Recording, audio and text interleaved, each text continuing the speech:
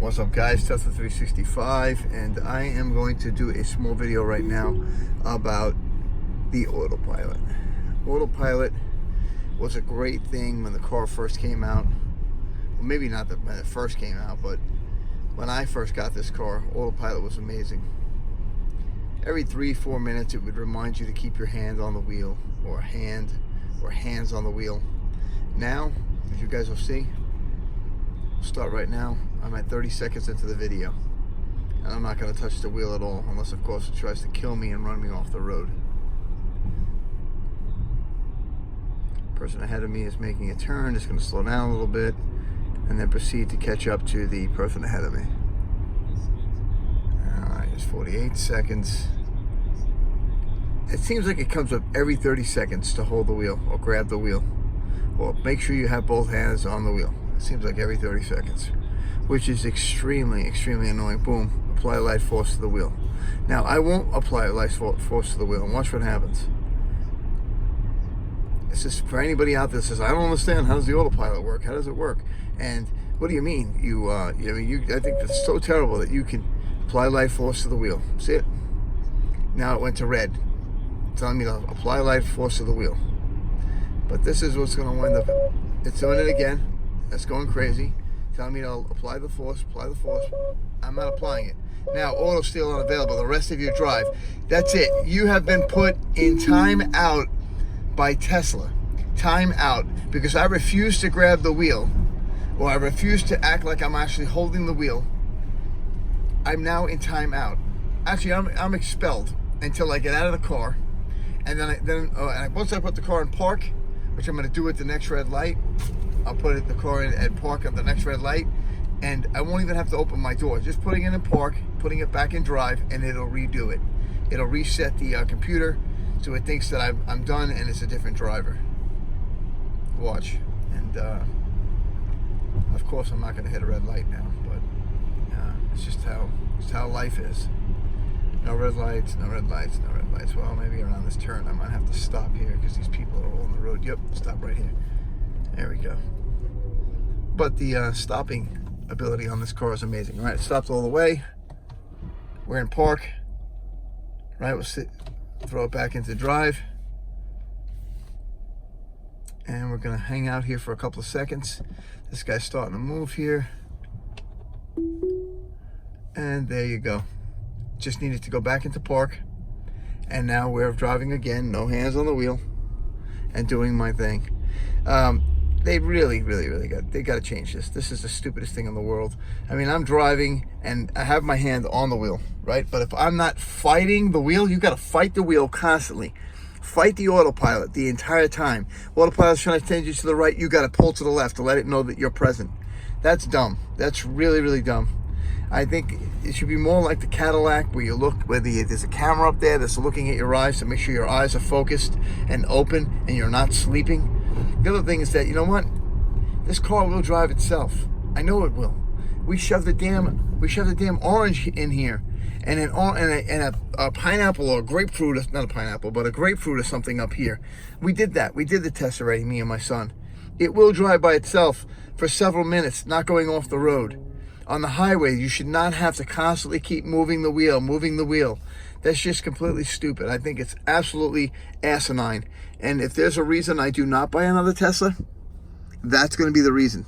Because if you're selling something with Autopilot, why the hell would I purchase Autopilot?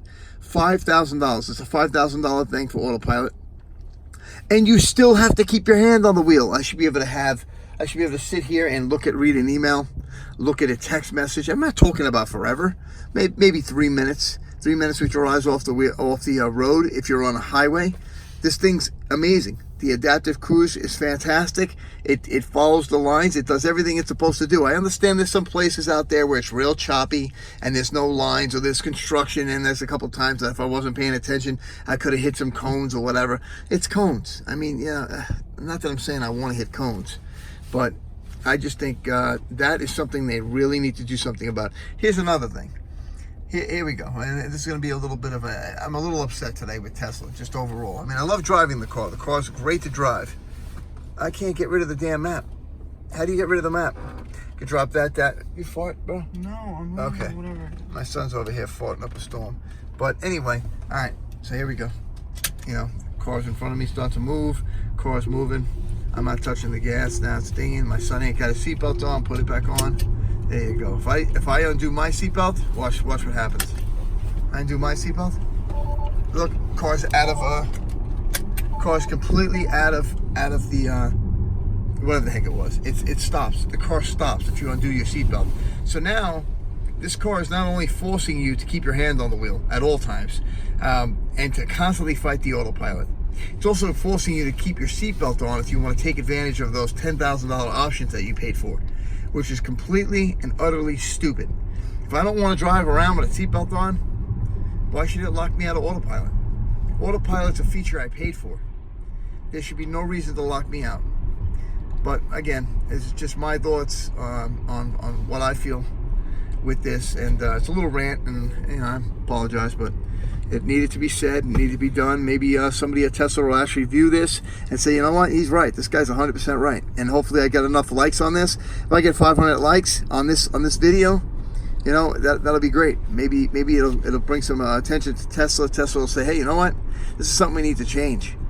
Because, I mean, how do I stand behind this product? I mean, I love it. I love driving it. But how do I stand behind it and say that it's got an autopilot? It's autopilot. It's turning red right now, the light. You see? I'm going right through it. Why? Because it doesn't recognize red lights.